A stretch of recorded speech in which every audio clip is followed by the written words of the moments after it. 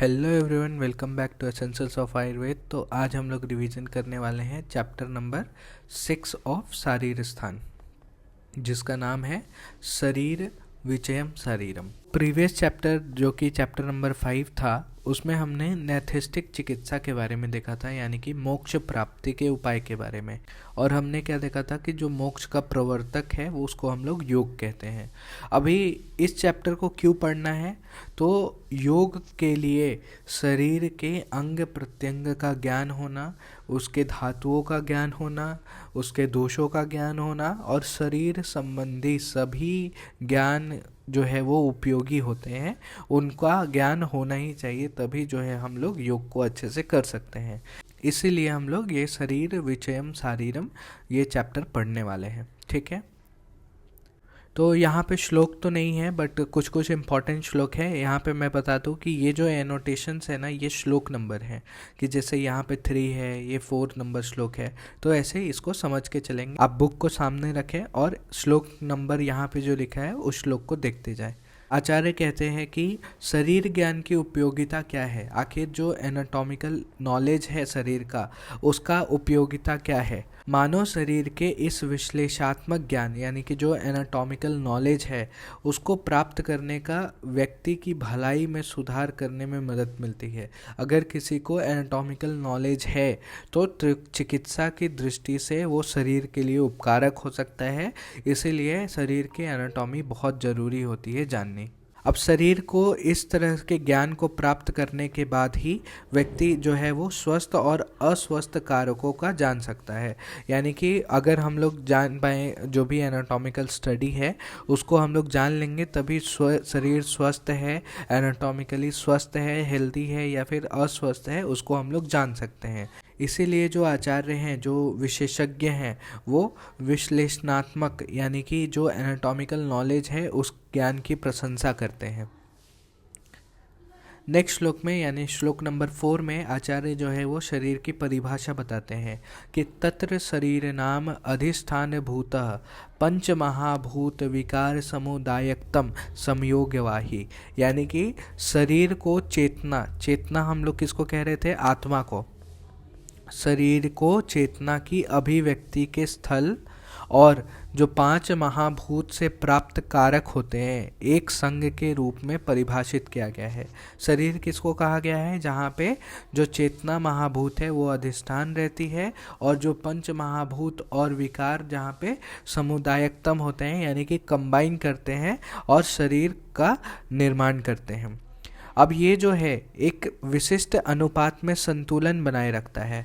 अब विशिष्ट अनुपात क्या है, तो यहाँ पे हम लोग देख सकते हैं कि बैलेंस ऑफ दोष, धातु और मल, ये तीनों में बैलेंस बना के रखता है, शरीर को स्वस्थ बनाए रखता है, जिसको हम लोग मॉडर्न में होम्योस्टैटिक बैलेंस कहते हैं, होम्योस्टैटिक इक्विलिब्रियम कहते हैं। ठीक है, अब अगर इन धातुओं के सापेक्ष अनुपात अनुचित हो जाए यानी कि डिसइक्विलिब्रियम आ जाए, अगर डिसअप्रोप्रिएट हो जाए, जो धातु है उसका बैलेंस बिगड़ जाए, दोष धातु और मल का बैलेंस बिगड़ जाए, तो शरीर जो है वो उसमें असुविधा यानी कि डिस्कम्फर्ट होता है, और डिस्कम्फर्ट को ही हम लोग कहते हैं कि वो शरीर डिजीज्ड हो गया है, या फिर शरीर का विनाश हो सकता है।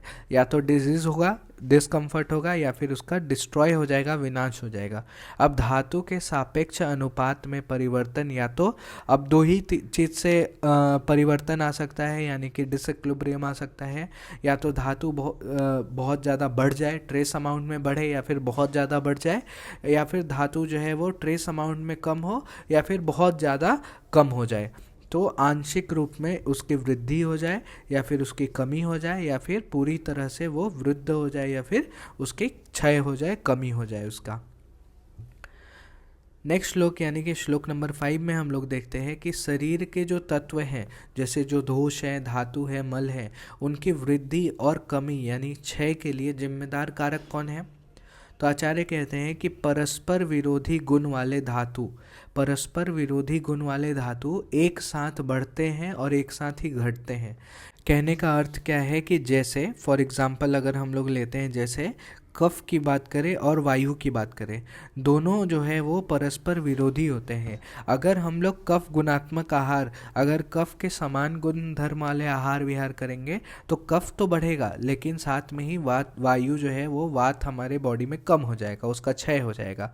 और वाइस वर्सा, अगर हम लोग कफ के वायु के समान गुण धर्म वाले आहार विहार करेंगे तो कफ का क्षय होगा और वायु की वृद्धि हो जाएगी।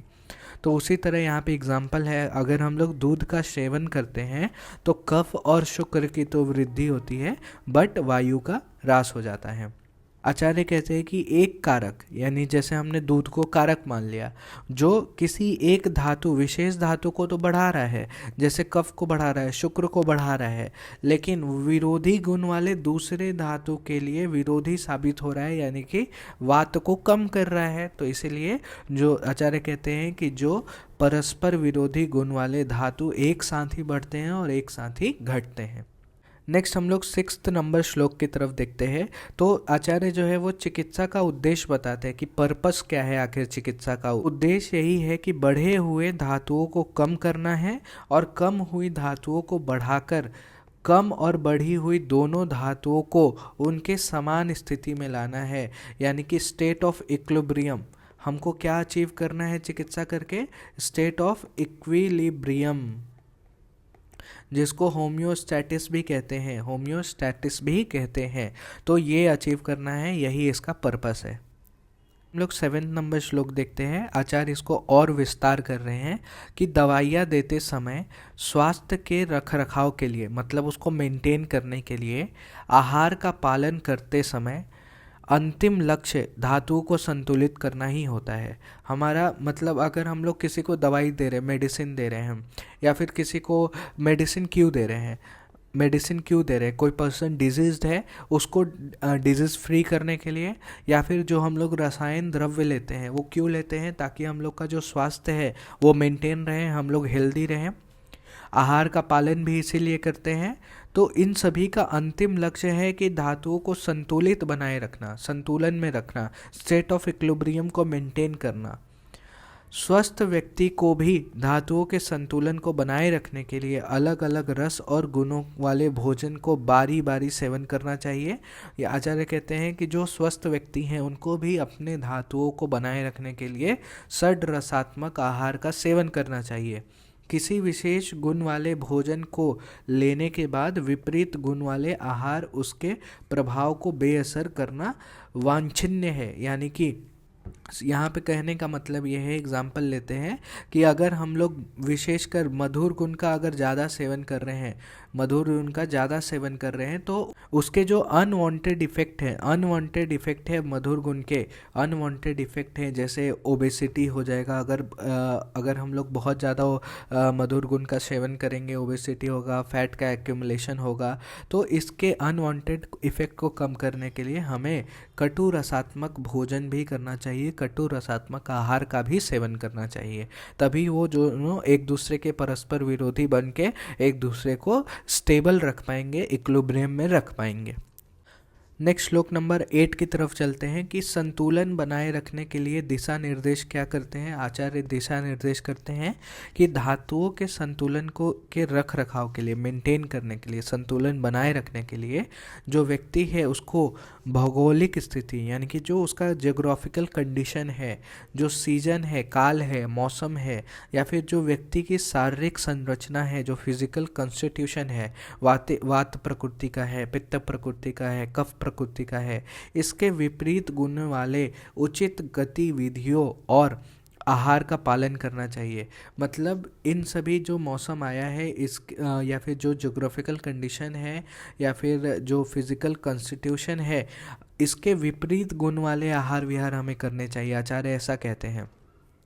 जो व्यक्ति को जो शारीरिक और मानसिक क्षमताओं के साथ साथ समय जैसे उपलब्ध संसाधन का उचित उपयोग करना चाहिए।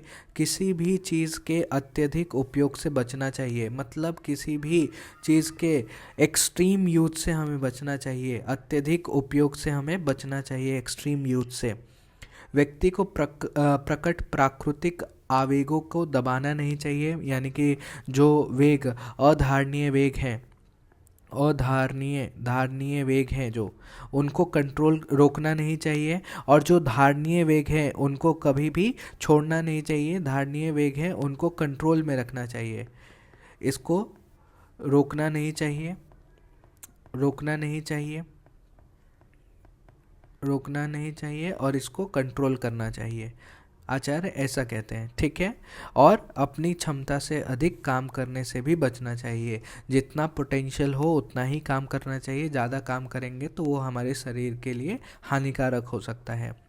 नेक्स्ट श्लोक नंबर 9 में आचार्य क्या कहते हैं कि शरीर के तत्वों में वृद्धि और कमी कैसे आती है। धातुएं उन खाद्य पदार्थ के नियमित उपयोग से बढ़ते हैं।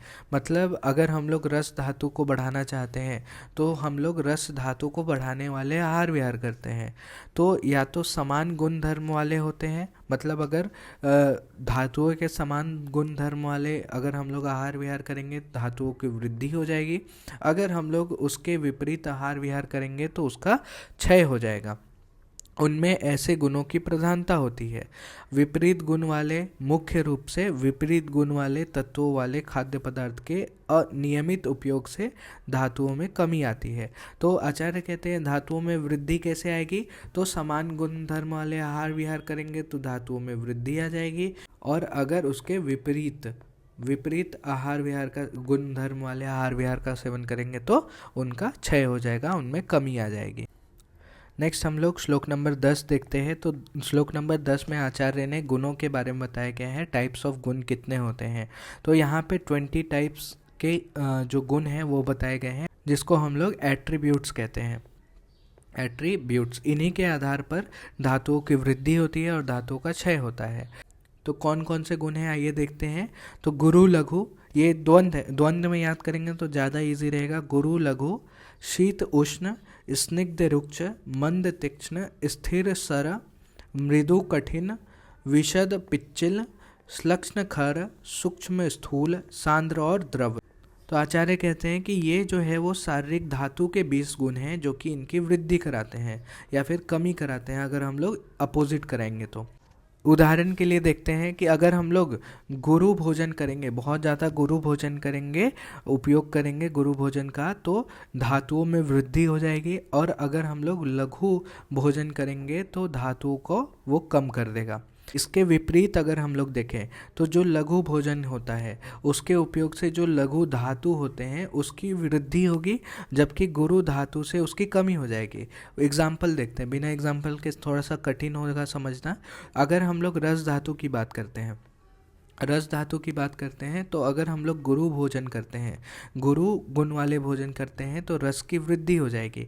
अगर हम लोग लघु गुण वाले भोजन करेंगे तो रस का क्षय हो जाएगा। उसी तरह अगर हम लोग वात की बात करें, वात दोष की बात करें, तो अगर हम लोग गुरु गुण वाले भोजन करेंगे तो वात का क्षय होगा, और अगर हम लोग लघु आहार विहार करेंगे तो वात की वृद्धि हो जाएगी। ठीक है, तो इसी प्रकार मांस के सेवन से मांस धातु की वृद्धि होगी, रक्त के सेवन से रक्त की वृद्धि होगी, मेद के सेवन से मेद की वृद्धि होगी, अस्थि के सेवन से तरुण अस्थि के सेवन से अस्थि की वृद्धि होगी, शुक्र के सेवन से शुक्र की वृद्धि होगी, मज्जा सेवन से मज्जा वृद्धि होगी, और लास्ट में आचार्य कहते हैं कि अंडे के सेवन से गर्भ की विशेष वृद्धि देखी जाती है। ठीक है, नेक्स्ट लोग देखते हैं। तो आचार्य ने शरीर के तत्वों की असंतुलन का प्रबंध, यानी कि जो तत्व हैं, जो दोष धातु और मल हैं, उनका अगर वो डिसबैलेंस हो गए हैं तो उनका हम लोग मैनेजमेंट कैसे कर सकते हैं वो बताते हैं। तो आचार्य कहते हैं कि यदि किसी भी धातु की वृद्धि करानी हो और उसके समान गुण धर्म वाले जो आहार पदार्थ हैं वो अनुपलब्ध होने के कारण नहीं खाए जा सकते हैं, अथवा यदि उपलब्ध भी हैं तो अनुपयुक्त हैं, मतलब उसको उपयुक्त नहीं कर सकते हम लोग, या फिर घृणा के कारण हम लोग उसको खा नहीं सकते, या फिर अन्य किसी कारण से हम लोग उसका उपयोग नहीं कर सकते हैं, तो उस धातु यानी कि जिसकी वृद्धि करानी है उसके गुणों की प्रधानता वाले भिन्न प्रकृति के खाद्य पदार्थों का उपयोग करना चाहिए। अब इसे स्पष्ट करने के लिए यहाँ पे आचार्य ने कुछ उदाहरण दिए हैं। जैसे तो अगर शुक्र की क्षय हो गया है, शुक्र क्षय हो गया है, तो उस व्यक्ति को दूध, घी या फिर अन्य ऐसे पदार्थ जो कि मधुर गुण वाले हों, मधुर रस वाले हों, स्निग्ध गुणात्मक हो और शीत हो, ऐसे रस का सेवन कराना चाहिए, ऐसे पदार्थों का सेवन कराना चाहिए। अगर मूत्र का क्षय हो गया है तो उसे गन्ने का रस देना चाहिए, वारुणी के प्रकार का शराब देना चाहिए, मांड देना चाहिए जो पतला दलिया होता है, और तरल खाद्य पदार्थ जिसमें वाटर कंटेंट ज़्यादा हो, मधुर और लवण युक्त हो और आंवले के स्वाद वाला हो, तथा जो पिच्चिल गुण युक्त पदार्थ होते हैं उसको देना चाहिए।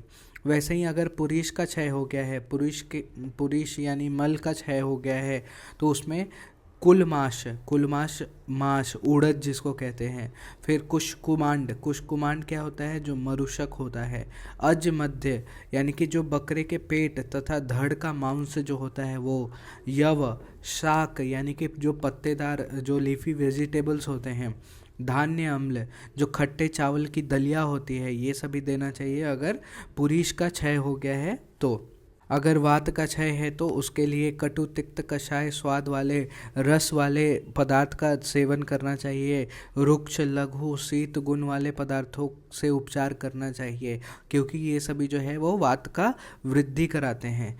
नेक्स्ट है पित्त का अगर क्षय हो गया है तो उसको अम्ल लवण और कटु स्वाद वाले भोजन कराने चाहिए, उष्ण तीक्ष्ण गुण वाले पदार्थ देना चाहिए। और वहीं पे अगर कफ का क्षय हमें दिख रहा है, कफ का क्षय अगर दिख रहा है तो उसमें मधुर स्वाद वाले स्निग्ध गुरु सांद्र पिच्चिल गुण वाले पदार्थ का सेवन कराना चाहिए उस व्यक्ति को। अब इन धातुओं को बढ़ाने वाली क्रियाओं का भी पालन करना चाहिए। अब इसी प्रकार अन्य धातु को भी उचित समय पर क्रमशः समान और असामान्य पदार्थों के सेवन से या तो बढ़ाया या घटाया जा सकता है। ठीक है, नेक्स्ट हम लोग देखते हैं सर्व शरीर वृद्धि कारक भाव कौन से हैं, यानी कि विकास के लिए जिम्मेदार कारक कौन है, कौन ग्रोथ कराते हैं। तो यहाँ पे काल योग, चरक ने 4 चीज़ें दी हैं। काल योग, स्वभाव संसिद्धि, आहार सौष्ठवम और अविघात। तो एक एक करके देखते हैं। फर्स्ट है हमारे पास अनुकूल समय यानी कि काल योग। तो अनुकूल आयु या फिर मौसम के अनुसार, उदाहरण के लिए जैसे युवावस्था में किसी व्यक्ति के विकास के लिए उचित समय माना गया है, तो अगर ग्रोथ कराना है तो युवा अवस्था जो है वो उचित समय माना गया है। नेक्स्ट जो है वो प्राकृतिक प्रवृत्ति या फिर स्वभाव संसिद्धि। बेसिकली ये पूर्व जन्म है ना, पूर्व जन्म हो गया या फिर जो कर्म के द्वारा होता है, जो कर्म संचित होता है, बेसिकली कर्म संचित होता है, ये अदृष्ट होता है, ये शरीर को स्वयं जो है वो बढ़ने लगता है, तो उसको हम लोग प्राकृतिक प्रवृत्ति कहते हैं। मतलब शरीर की खुद की क्षमता बढ़ाने के लिए वो डिपेंड करता है उसके पूर्व जन्म पे और उसके कर्म संचित जो भी है उस पे डिपेंड करता है। नेक्स्ट जो है हम लोग देखते हैं आहार सौष्ठवम, यानी कि अच्छी गुणवत्ता वाला आहार लेना चाहिए और सभी नियमों का पालन करना चाहिए, जिससे अच्छा ग्रोथ होता है, अच्छा वहाँ पे वृद्धि देखने को मिलती है। और लास्ट हमारा है अविघात, यानी कि विकास के लिए जो अवरोधक कारकों की अनुपस्थिति, मतलब जो रुकावट डालने वाले होते हैं शरीर के वृद्धि में, जो बाधक, जो जैसे बहुत ज़्यादा अति व्यायाम करना, बहुत ज़्यादा चिंता करना, अन आहार करना मतलब आहार ही नहीं लेना, या फिर अनुचित आहार का सेवन करना, ये सभी का अभाव होना चाहिए और विघ्नों का भी अभाव होना चाहिए, तब जाके जो है वो हमें देखने को मिलता है, अच्छा ग्रोथ देखने को मिलता है। तो क्या क्या, एक तो काल योग जिसमें युवा अवस्था बेस्ट माना गया है, स्वभाव संसिद्धि ये तो पूर्व जन्म कर्म संचित पे डिपेंड करता है, जो असदृश्य होता है, बॉडी का स्वयं का ये क्षमता होता है, और उसके बाद अच्छी गुणवत्ता वाला आहार लेना चाहिए, और अविघात जो भी रुकावट कारण है उसका अनुपस्थिति वो नहीं होना चाहिए। नेक्स्ट श्लोक में हम लोग देखते हैं बल वृद्धिकर भाव। बल वृद्धि का भाव ये बहुत ही इंपॉर्टेंट क्वेश्चन है, इससे क्वेश्चन आते ही आते हैं। पहला है बलवत् पुरुषे देशे जन्म, बलवत् पुरुषे काले च। फर्स्ट कौन है? फर्स्ट है बलवत पुरुषे देशे जन्म, यानी कि ऐसा जोग्राफिकल कंडीशन, ऐसा भौगोलिक क्षेत्र जिसमें जन्म हुआ है जो कि स्वाभाविक रूप से मजबूत हो, मतलब बलवान देश जिसको हम लोग कह सकते हैं, बलवान देश, सिंपली हम लोग कह सकते हैं बलवान देश में जिसका जन्म हुआ हो। जैसे फॉर एग्जांपल अगर हम लोग देखें पंजाब में, तो पंजाब में ज़्यादातर वो नेचुरली वो लोग मजबूत होते हैं, ठीक है, उनकी जो बॉडी स्ट्रेंथ होता है वो अच्छा होता है। दूसरा वहीं पे क्या है कि शक्तिशाली लोगों की जाति में जन्म लेना, ऐसे कुल में जन्म लेना जो कि जन्मजात बलवान होते हैं, स्वभावतः बलशाली होते हैं। नेक्स्ट हम लोग देखते हैं बलवत पुरुषे काले च, यानी ऐसे समय में, ऐसे काल में जन्म लेना जहाँ पे स्वाभाविक बल की वृद्धि होती हो। जैसे हेमंत ऋतु में, विंटर सीजन में अगर किसी का जन्म होता है तो वो ऋतु बलवान ऋतु कहा जाता है, इसलिए उस ऋतु में अगर किसी का जन्म होता है तो स्वभावतः वह बल की वृद्धि वहाँ पे देखी जाती है। नेक्स्ट है सुखश्च काल योगः, यानी समय का अनुकूल स्वभाव, यानी कि ना ज़्यादा ठंडी पड़ रही है, ना ज़्यादा गर्मी हो रही है, ना ज़्यादा बरसात हो रहा है, एकदम अनुकूल स्वभाव है, सीजनल, एकदम अच्छा मौसम है, ठीक है। नेक्स्ट है बीज क्षेत्र गुण संपच्च, यानी कि जो बीज होता है, जो शुक्राणु होते हैं, शुक्र होता है या फिर जो ओवम होता है, शुक्र और आर्तव होता है, उनका बल अच्छा होना। फिर क्षेत्र जो गर्भाशय, जहाँ पे यूट्रस, जहाँ पे बच्चे का ग्रोथ होता है, डेवलपमेंट होता है, इन दोनों, ये सभी जो है वो अपने गुण में उत्कृष्ट होने चाहिए, मतलब निपुण होने चाहिए। आहार संपच्च, यानी कि जो आहार हम लोग ग्रहण कर रहे हैं वो सभी गुणों से युक्त होना चाहिए, वो भी श्रेष्ठ होना चाहिए, उत्कृष्ट होना चाहिए। शरीर संपच्च, यानी कि जो भी शारीरिक बनावट है, जो भी एनाटॉमिकल स्ट्रक्चर है वो भी उत्कृष्ट होना चाहिए, श्रेष्ठ होना चाहिए। सत्य संपच्च, यानी सात्म्य की उत्कृष्टता, यानी उत्तम आहार विहार का निरंतर सेवन अपने अनुकूल पड़ना।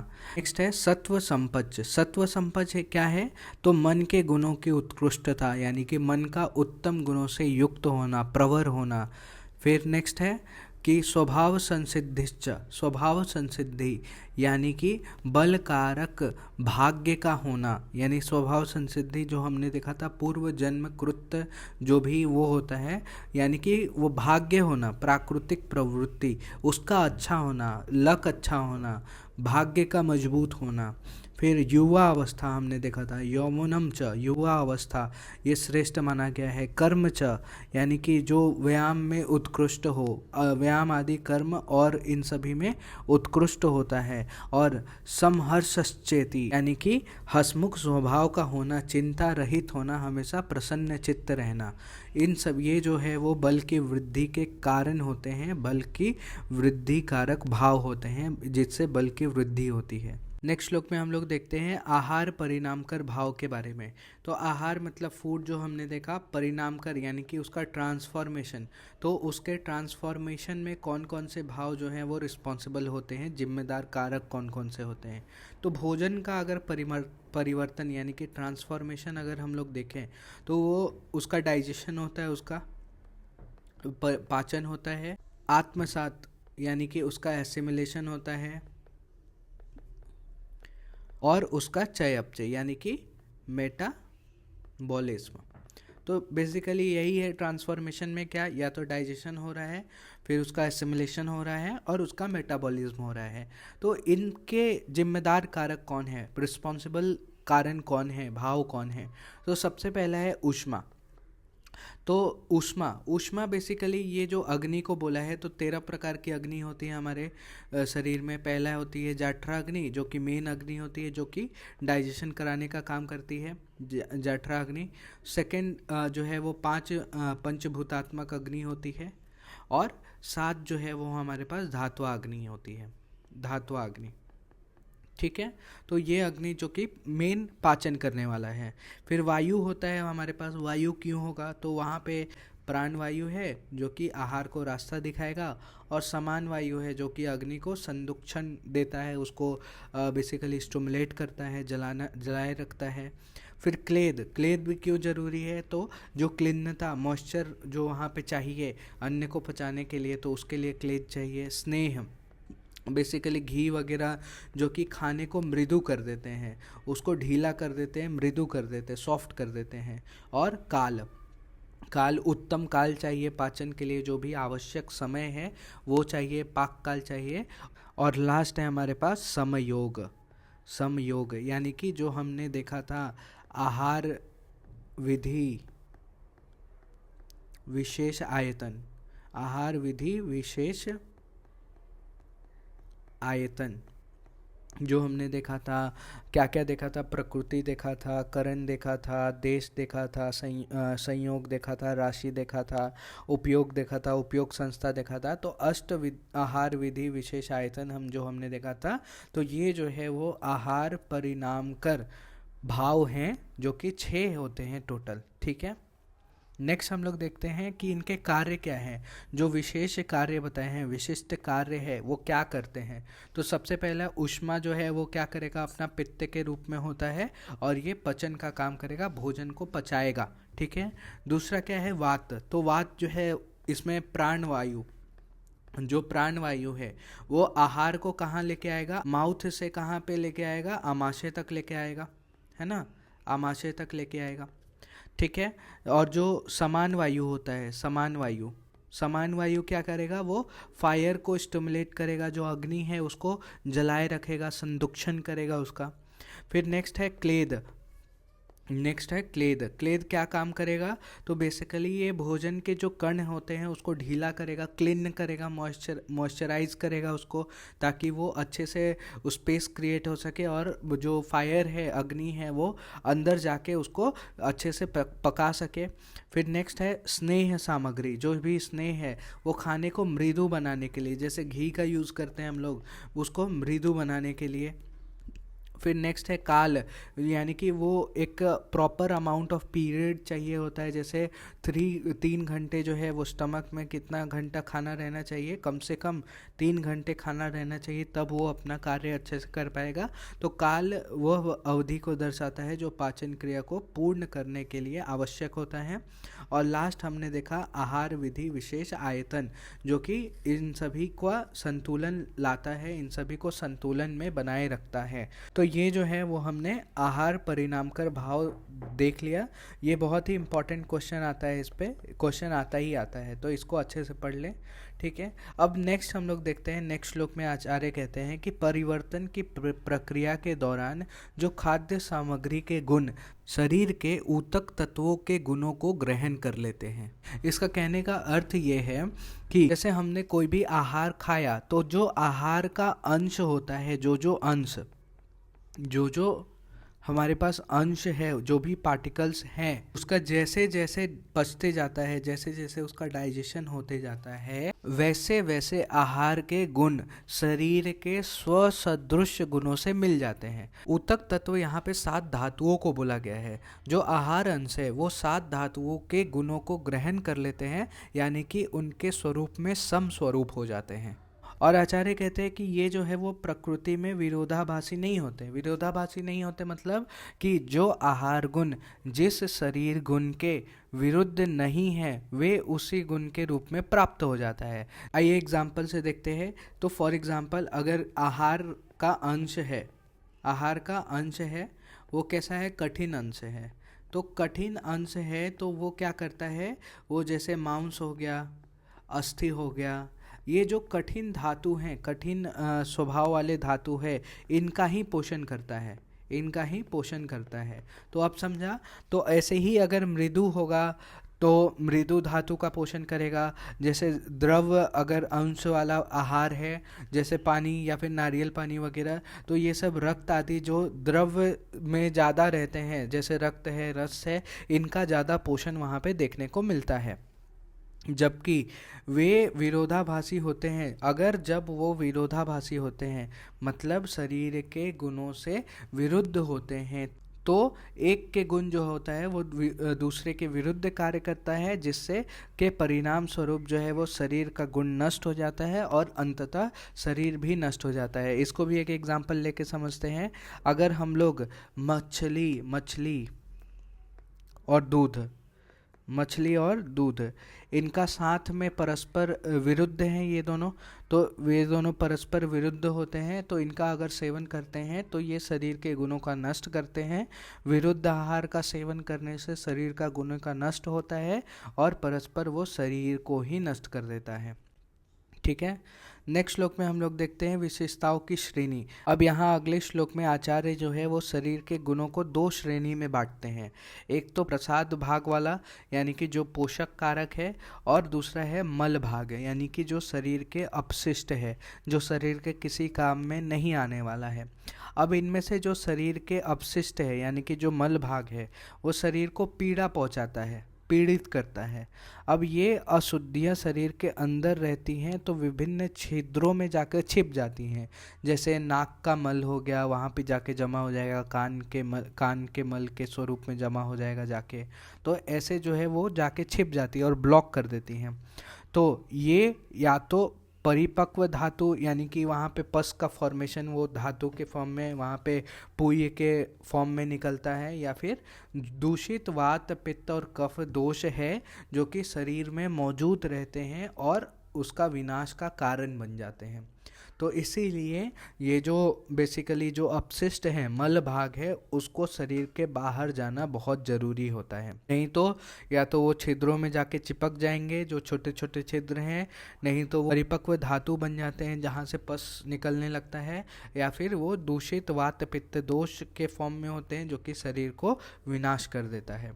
और जो बचा हुआ क्या है, प्रसाद भाग, वो बेसिकली निर्माण खंड होता है, उससे शरीर के धातुओं का निर्माण होता है। अब इसके अलावा भी उन्हें उनके गुण के आधार पर 20 श्रेणी, यानी जैसे हमने देखा था ना 20 प्रकार के गुण हैं, तो उसके बेसिस पे डिवाइड किया गया है।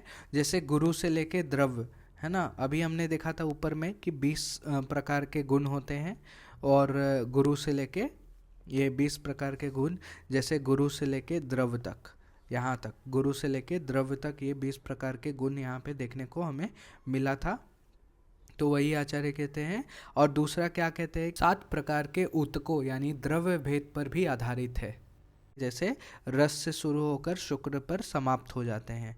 ठीक है, अब इनमें से अगले श्लोक में कहते हैं कि इनमें से 3 दोष स्वभाव से ही विकार उत्पन्न करने वाले होते हैं, स्वभाव से ही, जो बाह्य कारणों के कारण दूषित हो जाते हैं खुद, तो मतलब बाह्य कारण के द्वारा खुद दूषित हो जाने पर शरीर में जो अन्य जो धातु होते हैं, मल होते हैं, दोष होते हैं, उसको भी दूषित कर देता है। और विभिन्न धातुओं को विभिन्न समयों में विकृत होने के लक्षण और संकेत पहले ही वर्णन किए जा चुके हैं, जो कि हम चरक सूत्र स्थान 28वां नंबर चैप्टर में सबके जो भी दूषित लक्षण है वो वर्णन कर दिए हैं आचार्य ने। जब दोष शरीर के ऊतक तत्वों के संपर्क में आते हैं, जो धातु आदि के संपर्क में आता है, तो ऐसे ही दोष प्रकट होते हैं। यानी कि जो जो भी दूषित लक्षण हमारे बताए गए हैं चरक सूत्र 28 में, तो अगर जब दोष धातुओं को दूषित करता है तो वो सारे लक्षण प्रकट होते हैं, दोष प्रकट होते हैं। यहाँ पे आचार्य कहते हैं कि अगर सामान्य अवस्था में होने पर जो दोष है वो व्यक्ति के स्वास्थ्य को बनाए रखता है, अगर वो बैलेंस फॉर्म में है तो व्यक्ति के स्वास्थ्य को बनाए रखेगा। अगर वो जहाँ डिसबैलेंस हुआ वो दूषित कर देता है और शरीर का विनाश कर देता है। इसलिए आचार्य कहते हैं कि बुद्धिमान व्यक्ति को इन्हें सामान्य अवस्था में रखने का प्रयास करना चाहिए। नेक्स्ट श्लोक में आचार्य कहते हैं कि जो चिकित्सक, जो वैद्य संपूर्ण शरीर का सब प्रकार से सब समय ज्ञान रखता है, वही वैद्य जो होता है वो जगत को आरोग्य प्रदान करने वाला होता है और आयुर्वेद शास्त्र में संपूर्ण रूप से जाना जाता है। मतलब आयुर्वेद में अत्यधिक कुशल होता है, इसीलिए वह ब्रह्मांड में भी खुशी फैला सकता है, खुशी ला सकता है। नेक्स्ट श्लोक में अग्निवेश के द्वारा कुछ पूछे हुए प्रश्न हैं। कौन कौन से हैं? तो पहला प्रश्न है कि भ्रूण का कौन सा अंग सबसे पहले माँ के गर्भ में प्रकट होता है, फर्स्ट क्वेश्चन। ठीक है। सेकंड क्वेश्चन है भ्रूण का चेहरा कहाँ होता है और अंदर उसकी मुद्रा क्या होती है। थर्ड क्वेश्चन है कौन सा भोजन इसे पोषण देता है, गर्भ को पोषण देता है, और यह कैसे निकलता है। फोर्थ क्वेश्चन है प्रसव प्रक्रिया के बाद उसकी तत्काल मृत्यु के लिए कौन से भोजन और आहार जिम्मेदार होते हैं। 5th क्वेश्चन है, बिना किसी बीमारी के भ्रूण के विकास में कौन से कारक सहायक होते हैं। यानी कि बिना किसी बीमारी के, अगर कोई बीमारी नहीं है तो भ्रूण यानी कि फीटस का डेवलपमेंट में कौन से जो कारण हैं सहायक होते हैं, हेल्पफुल होते हैं। नेक्स्ट है, क्या भगवान या जो दैवीय शक्ति के कारण कोई बीमारी होती है या नहीं होती है। नेक्स्ट क्वेश्चन है, बच्चे की सामयिक मृत्यु यानी कि काल मृत्यु और असामयिक मृत्यु यानी कि अकाल मृत्यु के अस्तित्व या फिर गैर अस्तित्व के संबंध में आपकी क्या राय है। नेक्स्ट क्वेश्चन है, इसका जीवन काल कितना होता है। जो भी गर्भ होता है, जो भी फीटस होता है या जो कुछ भी जन्म लेता है उसका जीवन काल कितना होता है। और लास्ट क्वेश्चन है, वे कौन से कारक हैं जो इसके जीवन काल को बनाए रखने के लिए जिम्मेदार होते हैं। तो ये 9 प्रश्न जो हैं वो अग्निवेश ने आत्रेय मुनि से पूछा है। नेक्स्ट श्लोक में आत्रेय इसका जवाब देते हैं। तो मोस्ट ऑफ द क्वेश्चंस के जवाब जो है वो फोर्थ चैप्टर जो कि शारीरिक रसायन का 4th चैप्टर है उस चैप्टर में आत्रेय ने दे दिया है, तो वो यहाँ पे नहीं देंगे। तो अगर आपको चाहिए तो वहाँ पे वो चैप्टर जाके देख सकते हैं। भगवान आत्रेय के द्वारा अग्निवेश को दिया गया उत्तर पहले ही शारीरिक स्थान के 4थे अध्याय में अच्छी तरह से वर्णित है, जिसमें भ्रूण के निर्माण से संबंधित विवरण किया गया है, जिसमें विस्तार से बताया गया है कि माता के गर्भाशय में भ्रूण किस प्रकार बनता है, उसके विभिन्न अंग किस प्रकार प्रकट होते हैं। लेकिन इस विषय पर कई विवाद है जो कि हम लोग आगे देखने वाले हैं। कुमार शिरा भारद्वाज बोलते हैं कि उन्होंने देखा है कि भ्रूण का सिर सबसे पहले निर्माण होता है, गर्भाशय में प्रकट होता है, और क्योंकि ये जो है वो इंद्रियों का स्थान होता है, आधार होता है। नेक्स्ट जो है वो बाहलिक देश के चिकित्सक कानकायन के अनुसार हृदय चेतना का स्थान होता है, इसलिए चेतना सबसे पहले बनती है। तो बाहलिक देश के जो कानकायन मुनि हैं उनके अनुसार हृदय जो है वो चेतना का स्थान है, इसलिए चेतना का निर्माण सबसे पहले होता है। नेक्स्ट है भद्रकाप के अनुसार नाभि का निर्माण सबसे पहले होता है। भद्रकाप क्या बोलते हैं, नाभि का निर्माण सबसे पहले होता है। क्यों? क्योंकि यह भ्रूण को पोषण प्रदान करता है और इसीलिए नाभि का निर्माण सबसे पहले होता है। नेक्स्ट भद्र शौनक, इनके अनुसार जो बृहत आंत्र होता है उसके पास स्थित जो मलाशय का निर्माण सबसे पहले होता है, यानी पक्वाशय का निर्माण सबसे पहले होता है, क्योंकि ये वात का स्थान माना गया है। नेक्स्ट बदिश के अनुसार हाथ पैर सबसे पहले व्यक्ति के कार्यों के लिए उपकरण के रूप में निर्माण होते हैं। बदिश क्या बोलते हैं कि हाथ पैर का निर्माण सबसे पहले होता है। विदेह के जनक के अनुसार इंद्रियों का स्थान होने के कारण इंद्रियां सबसे पहले बनती हैं। और नेक्स्ट है मरीचि कश्यप का मत है कि किसी भी अंग के प्रथम निर्माण के बारे में कोई कथन देना संभव नहीं है, उन्हें प्रत्यक्ष रूप से देखा नहीं जा सकता है। मरीच कश्यप कहते हैं कि कौन सा अंग पहले बना है इसका हम लोग आंसर नहीं दे सकते क्योंकि हम लोग देख नहीं सकते। और लास्ट है धन्वंतरि का मत क्या है कि सभी अंगों का निर्माण एक साथ ही होता है। आत्रेय मुनि कहते हैं कि इसमें धन्वंतरि का मत सही प्रतीत होता है क्योंकि हृदय आदि सभी अंग एक ही समय पे बनते हैं। चूँकि हृदय सभी अंगों का उद्गम है, मतलब सबसे श्रेष्ठ है, उत्तम है। कुछ अंगों के विकास का उद्गम भी है, मतलब कुछ अंगों का भी विकास करता है, उसमें भी श्रेष्ठ है। इसलिए यह संभावना कम है कि हृदय के निर्माण से पहले अन्य अंगों का विकास हुआ हो। इसलिए यह स्पष्ट है कि सभी अंग एक साथ ही बनते हैं, सभी अंग एक दूसरे से जुड़े हुए होते हैं, अतः धन्वंतरि का मत बिल्कुल ही सही प्रतीत होता है। नेक्स्ट श्लोक में आचार्य जो है वो भ्रूण की स्थिति के बारे में बताते हैं कि भ्रूण की स्थिति कैसी होती है माँ के गर्भ में। तो भ्रूण जो है वो गर्भाशय में माँ की पीठ की ओर मुंह करके सिर ऊपर की ओर और अंग मुड़े हुए होते हैं। तो कैसा रहता है, पहला है कि माँ की पीठ की ओर उसका मुंह रहता है, दूसरा सिर जो है वो ऊपर की ओर रहता है, और जो अंग होते हैं वो सारे अंग मुड़े हुए होते हैं।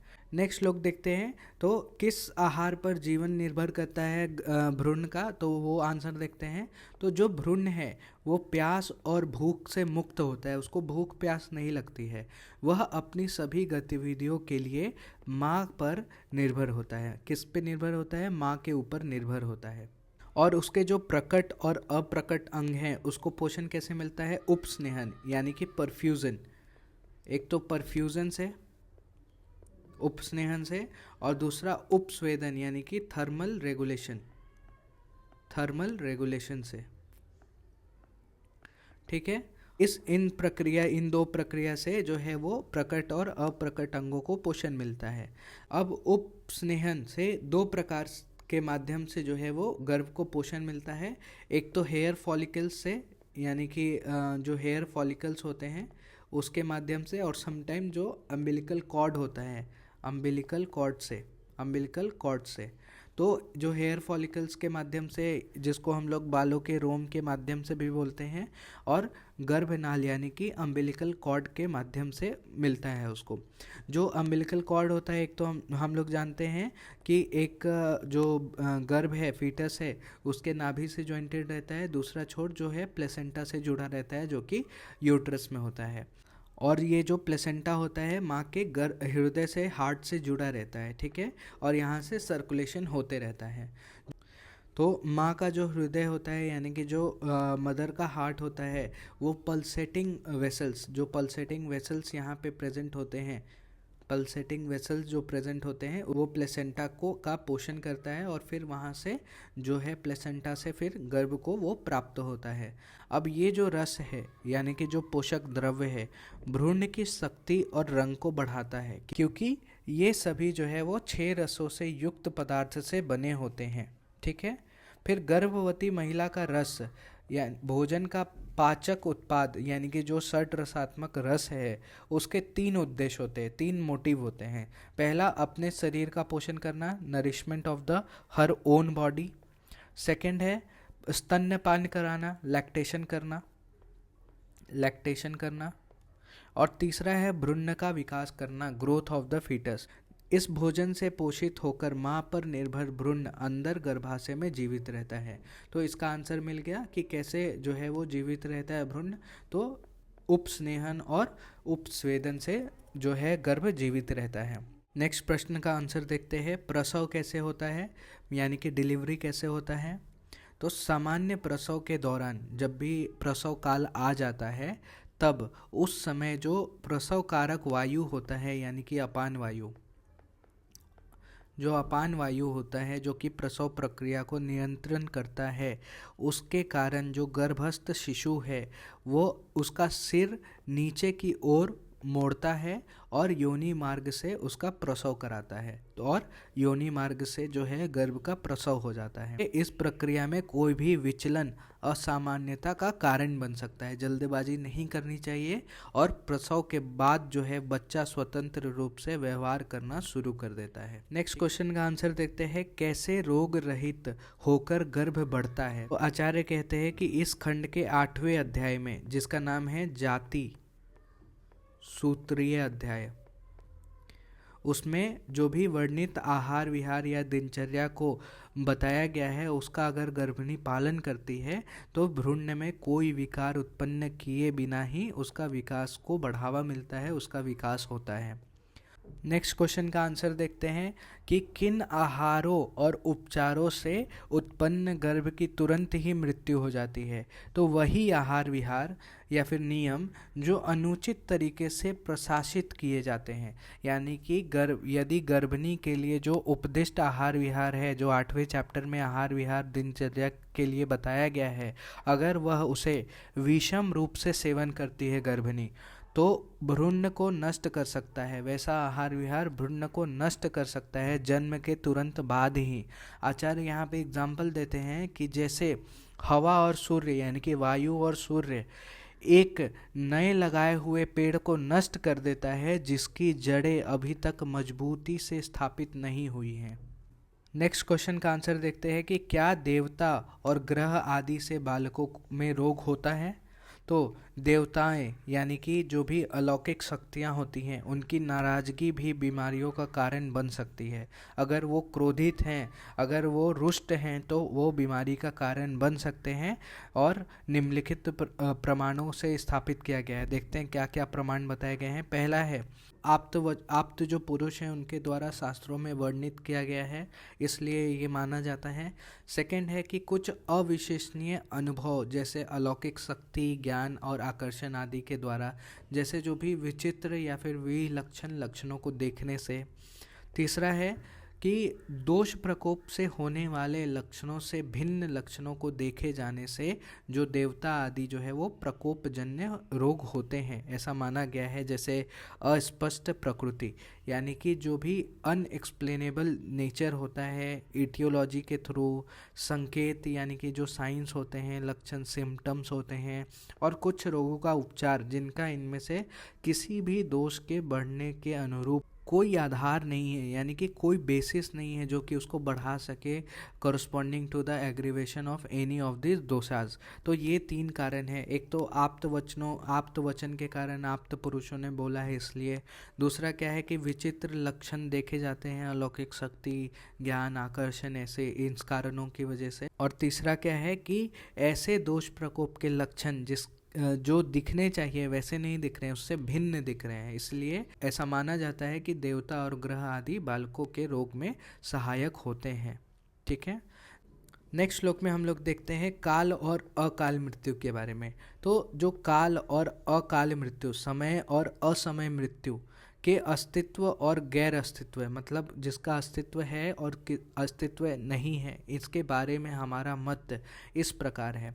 तो कुछ विद्वान का मत है कि जो कोई मरता है वह समय पर ही मरता है, क्योंकि समय में कोई शून्य नहीं होता है। हालांकि यह सही बात नहीं है।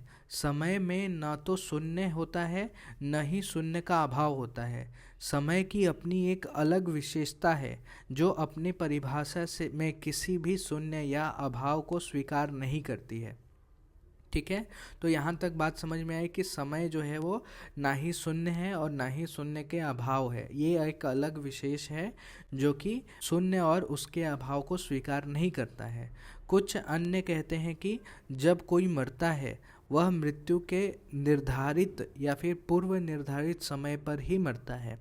घृणा या आसक्ति से मुक्त होने के कारण समय सभी प्राणियों के साथ समान व्यवहार करता है। कुछ आचार्य कहते हैं कि घृणा और आसक्ति इनसे मुक्त होने के कारण जो समय है वो सबके साथ समान व्यवहार करता है, इसीलिए मृत्यु हमेशा पूर्व निर्धारित समय पर ही होती है, मतलब पहले से डिसाइडेड रहता है। ये भी बेसिकली तथ्यों का विरूपण मात्र है। सामान्यता का सार्वभौमिक तथ्य यह है कि ऐसा कोई नहीं है जो मरने वाला नहीं है, मतलब ये तो सत्य है कि सब लोग को मरना है। समय की हमेशा जीवन की मानक अवधि के संबंध में व्याख्या की जाती है। मानक अवधि के संबंध में यदि यह कहा जाए कि जिस समय कोई मरता है वह उसकी मृत्यु के लिए पूर्व निर्धारित समय होता है, तो जीवन की प्रत्येक गति को समय के संबंध में पूर्व निर्धारित माना जा सकता है। हालांकि यह भी सच नहीं है, क्योंकि यह देखा गया है कि अनुचित भोजन, भाषण और गतिविधियों से अवांछनीय यानी कि अनडिज़ायरेबल जो इफ़ेक्ट जो है वो देखने को मिलता है, और यदि इन कारणों को उचित रूप से ठीक किया जाए तो वांछनीय यानी कि डिज़ायरेबल इफ़ेक्ट देखने को मिलता है। प्रत्यक्ष दर्शन के द्वारा भी समय अनुसार और असमय होने वाले विविध कारणों का प्रकटीकरण देखा जा सकता है। उदाहरण के लिए अमुक रोग, आहार, औषधि, चिकित्सा तथा निवारण, उससे निवारण यानी कि समय के अनुसार और असमय हो सकता है। सामान्य व्यक्ति भी इसी प्रकार की बातें करता है, जैसे कि वर्षा समय पर होती है अथवा नहीं होती है। यह बात मृत्यु के लिए भी सत्य है, अतः समय पर भी हो सकती है, अन्यथा नहीं भी हो सकती है। ऐसा नहीं कहा जा सकता है कि वह सदैव समय पर ही होती है। यदि अकाल मृत्यु न हो तो प्रत्येक व्यक्ति की जीवन काल निश्चित होगा, अतः हितकर तथा अहितकर विषयों का ज्ञान किसी काम का ही नहीं रह जाएगा। सभी शास्त्रों में स्वकृत ज्ञान के स्रोत जैसे कि प्रत्यक्ष दर्शन, अनुमान, मौखिक साक्ष्य ज्ञान के स्रोत नहीं रह जाते, क्योंकि इन सभी ज्ञान के स्रोत से स्पष्ट रूप से सिद्ध होता है कि दीर्घायु तथा अन्य कारणों से कुछ ऐसे कारक अवश्य होते हैं। अतः कुछ ऋषियों का यह कथन है कि अकाल मृत्यु नहीं होता, केवल शब्द तक ही सीमित है, तथ्यों तक सीमित नहीं है। तो इसको एक बार पढ़ ले, ये बहुत ही ज़्यादा फिलोसफिकल है और एक बार पढ़ के ध्यान में रखना है बस। नेक्स्ट श्लोक में हम लोग देखते हैं मनुष्य का जीवन काल को। कौन सा प्रश्न था कि गर्भ की परम आयु कितनी होती है? तो अगर कलयुग की बात करें तो सामान्य जीवन जो है वो 100 वर्ष का बताया गया है। ठीक है, नेक्स्ट प्रश्न क्या था कि परम आयु प्राप्त होने के कारण कौन कौन से हैं? तो यहाँ पे 3 कारण बताए गए हैं, प्रकृति संपत्ति, गुण संपत्ति और नेक्स्ट है आत्म संपत्ति। तो ये 3 कारण जो है जिसके कारण आयु जो है वो प्राप्त होती है, परम आयु प्राप्त होती है। तो सबसे पहला है प्रकृति संपत्ति। उसको हम लोग क्या कह सकते हैं? व्यक्ति के संविधान में दोषों का संतुलन, यानी कि शारीरिक दोषों का बैलेंस स्टेट में बना रहना। दूसरा है गुण संपत्ति। गुण संपत्ति यानी कि जो भी शरीर की संगठना है उसका उत्कृष्ट होना, श्रेष्ठ होना, और या फिर वंशानुगत जो गुण है उनका भी श्रेष्ठ होना, बेसिकली सभी गुणों का श्रेष्ठ होना। और तीसरा है आत्म संपत्ति, यानी कि जो भी पुण्य कर्म है, जो भी हमारा प्रारब्ध है उनका अच्छा होना, जिसके कारण हमें परम आयु प्राप्त हो सकती है। तो ये 3 कारण, प्रकृति संपत्ति, गुण संपत्ति और आत्म संपत्ति। तो यहाँ पे हमारा चैप्टर खत्म होता है। Thank you, hope you like the video. Please do like, share and subscribe और कमेंट करें आपको वीडियो कैसी लग रही है।